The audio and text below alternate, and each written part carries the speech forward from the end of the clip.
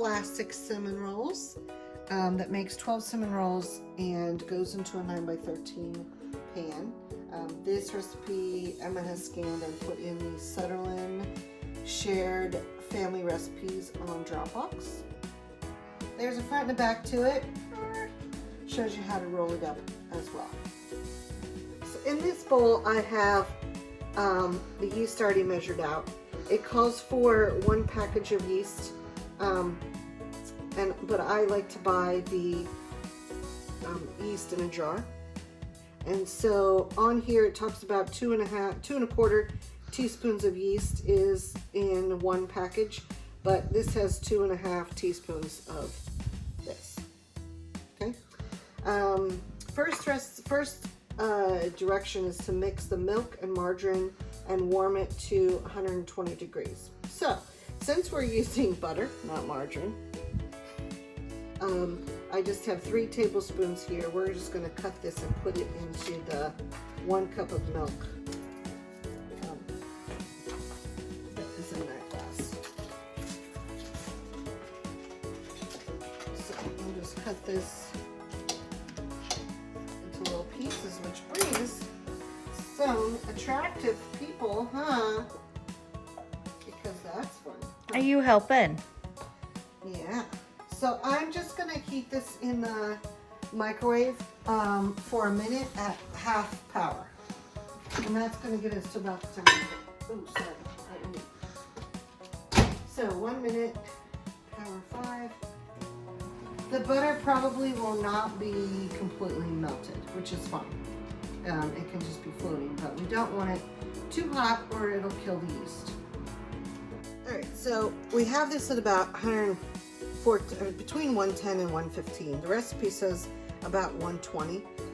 You want to just make sure when you're adding all of the yeast that you don't kill the yeast. And so most recipes will say about 110 for yeast so that it grows well, because we want the yeast is what's gonna give us the good rise and help the flour break down into a nice yummy cinnamon roll texture. Okay, so 113 is fine. We don't want it over 120.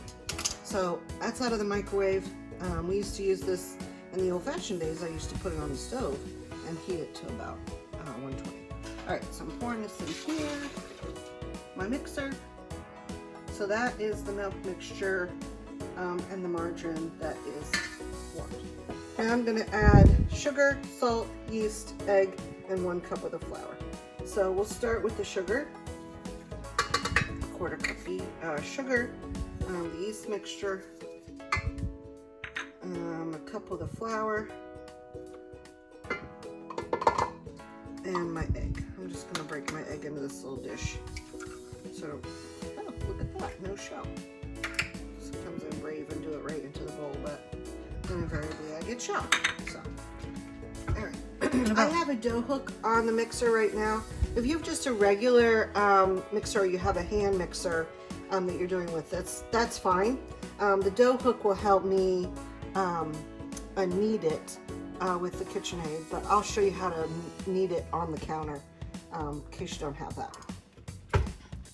All right, and I forgot to add the salt, so we'll just add that now while that's mixing. Sprinkle that in. All right, so let's just review. Mix the milk and margarine. We heated that to 120. We did that, dumped that in. Add sugar, salt, yeast, and egg, and a cup of the flour. We're mixing on low speed for a couple minutes, then medium speed to make it more batter-like. Then we're going to add flour. I'm just going to add that a cup at a time, just to make it stick to itself and the bowls. And it is definitely a feel thing.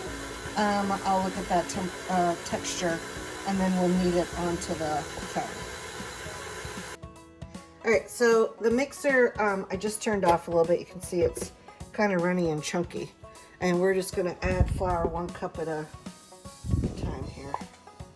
Again, I'm going to just lightly fluff that in. And then sprinkle it in here. Getting that mixed. How much flour does it say? 2 to 3 cups of flour. Okay.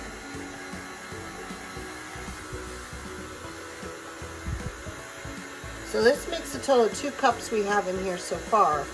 And it's saying we only want to put like a total of 3 1/4 cup flour. So this next round, I'm not going to put as much in. I don't know if you can see in there or not. But see how the dough is, every time it goes around, it's pulling a little bit more flour into the mix. I'll just help that along a little bit with my rubber scraper here. Speed it up a little bit. So it is definitely not something I could pour out onto the counter and knead yet. So we're going to add another 1/2 cup and see how that does.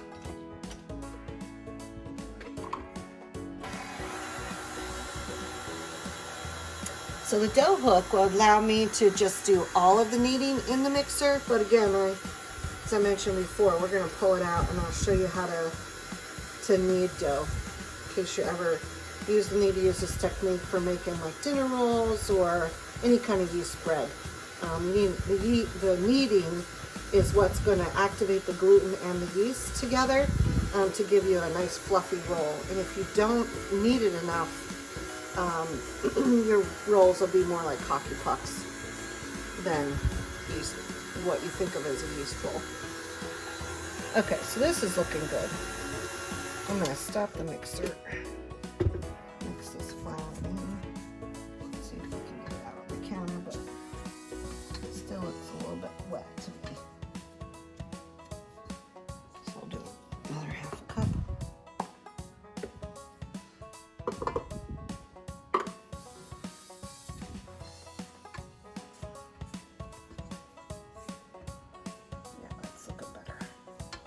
Okay, see how when I'm mixing it with the rubber scraper, it's kind of pulling away from the bowl? And it's got a little bit more texture to it. I think we can dump this on the counter. We're definitely going to be adding more flour because it'll get sticky as that flour gets mixed in.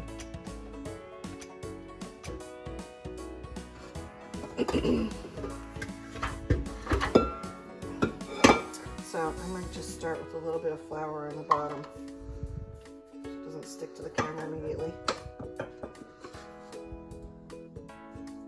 Get all these good bits in here.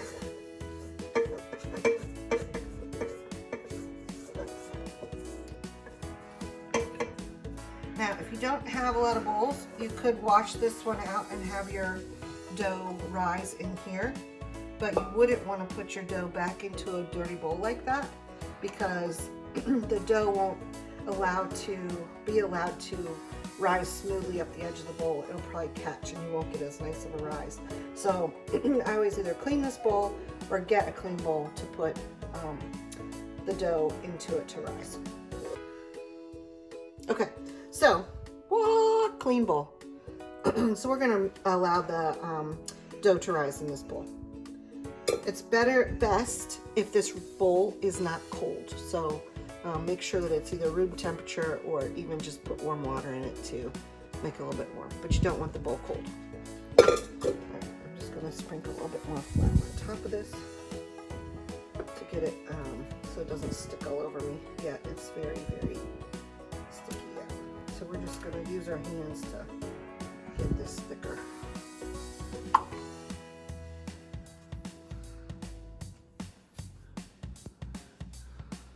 And I'm just kind of scooping it up from the sides and bringing it to the middle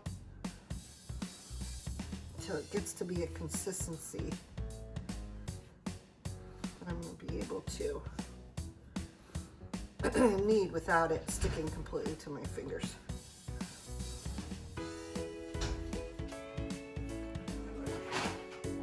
All right, that's feeling good. All right, so kneading, you're taking it from the top half, folding it over, and then pushing it with the palms of your hands. So I fold it over and then push with the palm of my hands, rotate it, push. I just did a lot of this as a kid. I was making a lot of cinnamon bread and a lot of cinnamon rolls. for a 4-H competition.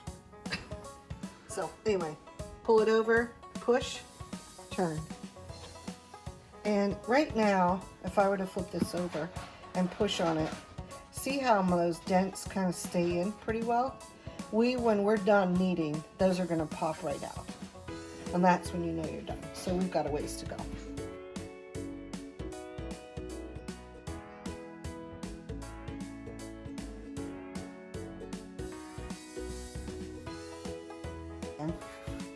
So this is where the flour measurement is not completely consistent, unlike in other baking things, because it really is a feel thing. You don't want your dough to be too stiff and with too much flour, because the more flour you add, they can get really dry, and you don't want the rolls to be dry. So I think it takes practice and feel.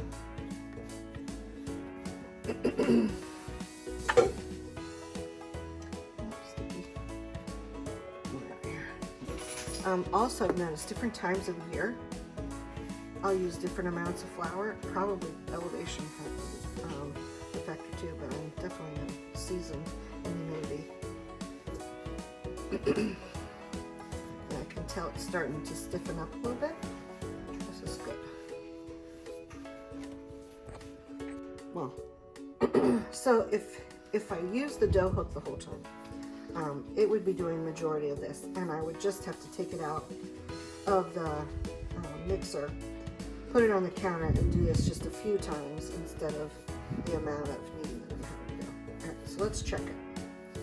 So see how when I'm rolling it out, it's starting to contract very easily instead of it staying in its form.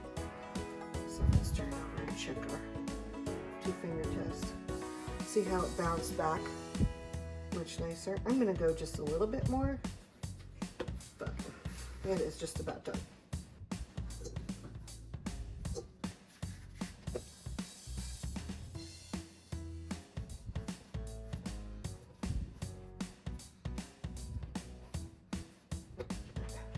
Check it one more time. Yeah, I'm liking that. All right, so it's going to go in this bowl. I'm just going to sprinkle just a little bit of flour on the bottom. This helps prevent sticking. I'll put it, the ball like this. I'm going to put this face down and flip it. So I have a little bit of flour on top. That's probably a little too much. Dust that off a little bit. And then just set it in. All right, so we're going to let this rise, so it's about double the size. Depending on your climate and your temperature, it's going to be about 45 minutes to an hour and a half. All right, so I just put the saran wrap lightly over the bowl. You don't have to seal it in. It's not like we're trying to prevent any moisture from coming out, but this just keeps more of the heat in. And then I cover it with just a regular dish towel. And then put it under a hotter spot. So I have this little place in my messy kitchen corner that this light will just keep it warm. So this is what I made this dough earlier, and it was a ball in the bowl, and you can see that it's really puffed up nicely, and you can see the air pockets. So this is ready to be punched down and worked into more rolls. All right, so now we have the dough. I'm gonna take off the saran wrap, and it's clearly doubled. This is the best part, getting to punch it down. So I'm gonna make a fist and then punch it in the middle, and then we're gonna put it onto the mat and spread it out. So ready? Here we go. And oh, the aroma that you get when you punch it down is so cool. It feels really good. So ready? Here we go.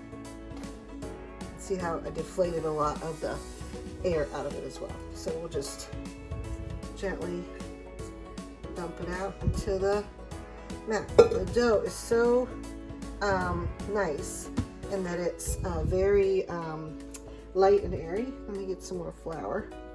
To about a 12 by 9 rectangle, but I'm going to spread it out to just about 1/4 inch thick. So we'll see what that ends up being. Okay.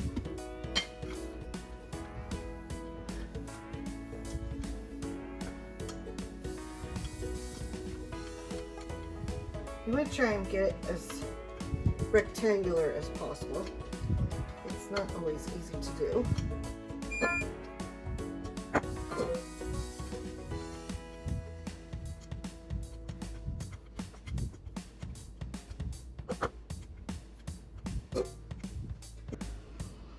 All right, so now we're working on the filling. I've got my dough rolled out.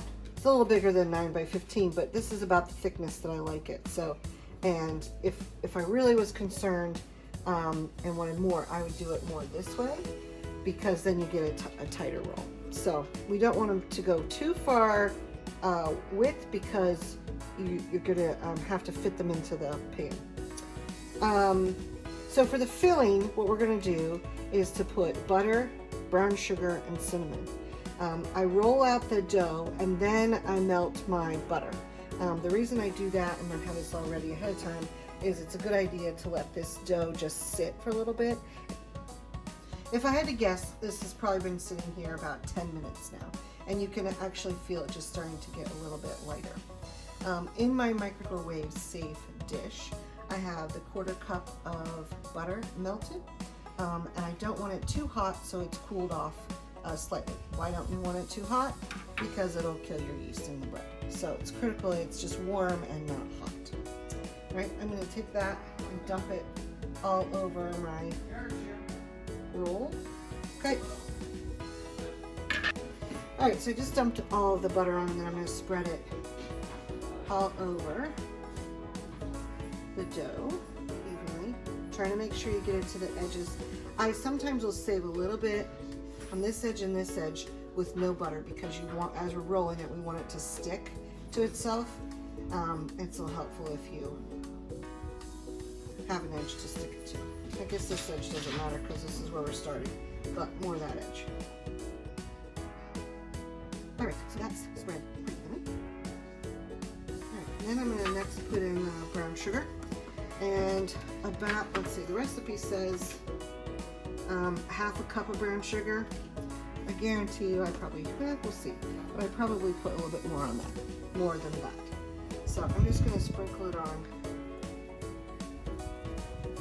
This is where I go just kind of by feel. So we'll put a generous 1/2 cup on and see where we're at.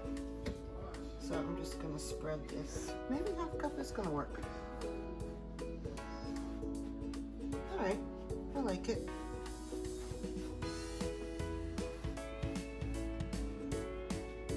A little bit more here. So, and since I was a little generous on my 1/2 cup, it's probably 3/4 cup of that, I guess. Okay, so I have that nice and spread evenly. And I'm gonna go into my hand. All right, now I'm just gonna sprinkle the cinnamon on top, lightly enough, but enough so that you can see it.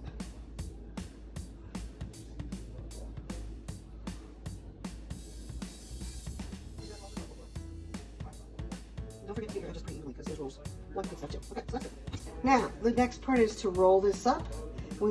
Key is to make it roll as tight as possible. So if you don't roll it tight, you're gonna get gaps and your rolls will poof apart. So I just kind of usually take my thumbs to get it started, and then working across, just really trying to get it to be very tight and even. Once you get started, it's a little easier.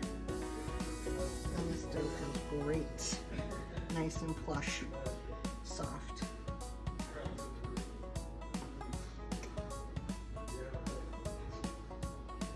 All right, once I get to the end, sorry about the angle here, I'm gonna leave a little bit there and pull this up and over and try and seal it to the side of the dough. Okay.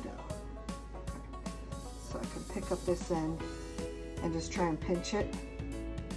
So hold and pinch, and just to get it to seal. It doesn't always want to seal very well. But I'm gonna try and get it to seal as best you can. And oftentimes what I do then is to roll backwards on top of the seal, and sometimes that'll help too. I'm gonna try and even my ends up a little bit. All right, Next step is to cut this into 12 equal pieces. All right, so I want to cut this into 12 equal pieces. So if you have a really nice sharp serrated knife, that's helpful. If you don't, you can use a piece of string or dental floss and then just pull it under and cut it that way. What you don't want is a dull knife where you're going to push in on the dough and it go and sink in, because then your edges won't be even. So definitely get a sharp serrated knife, like a bread knife, or this is a big roast knife. I don't even know what this is, but serrated and sharp. All right, so I'm gonna start by cutting it in half in the middle. So I have two, and then I'm gonna do this in thirds, and then each third in half again.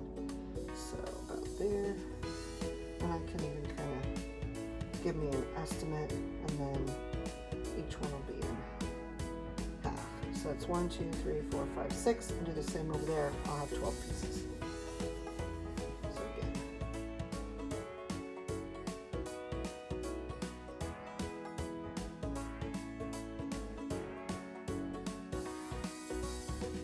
Alright, so we have 12 pieces.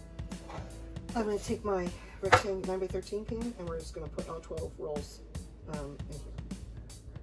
So, alright, I'm going to start with the middle piece on the edge.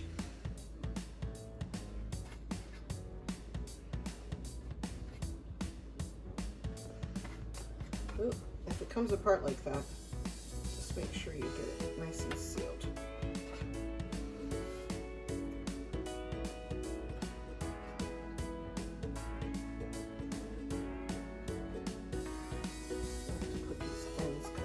The middle, and I also like to put the ends the nice side up so it looks prettier.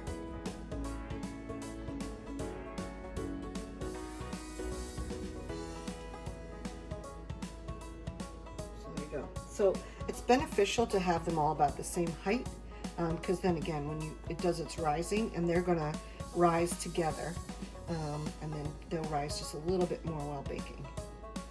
So that looks pretty good.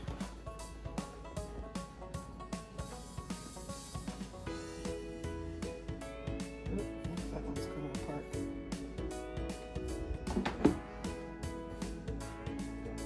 There we go. So I'll cover this again with saran wrap and a towel, and we'll let this sit.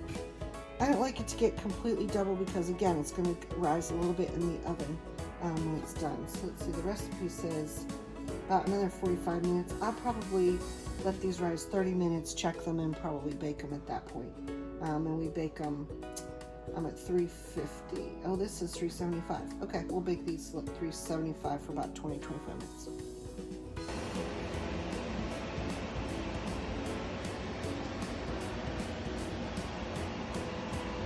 I probably bake them longer than the 25 minutes, but this is what I look for. I like them to be just a little bit brown in the crevices, so that I know that they're done.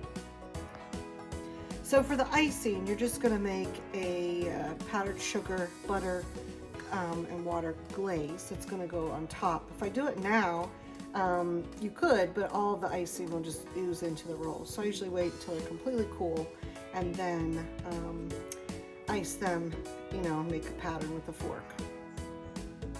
Icing, which is not on the recipe, but it's basically 1 tablespoon of softened butter, 1.5 cups of powdered sugar, 1/8 of a teaspoon of vanilla, and we're going to whisk this all together and then make a fancy design on the rolls.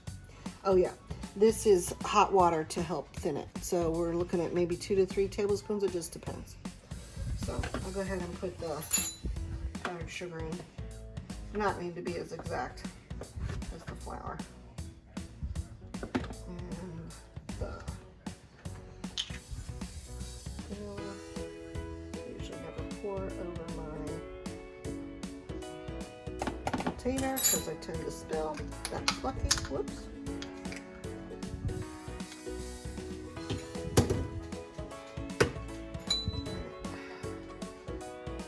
Let's start with 2 tablespoons.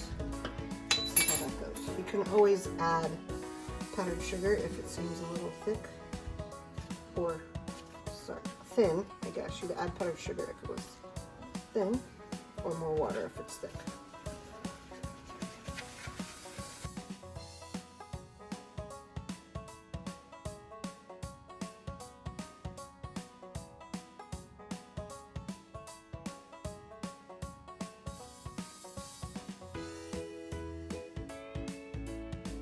It's pretty designs, but I usually will just do it on each roll as I go around.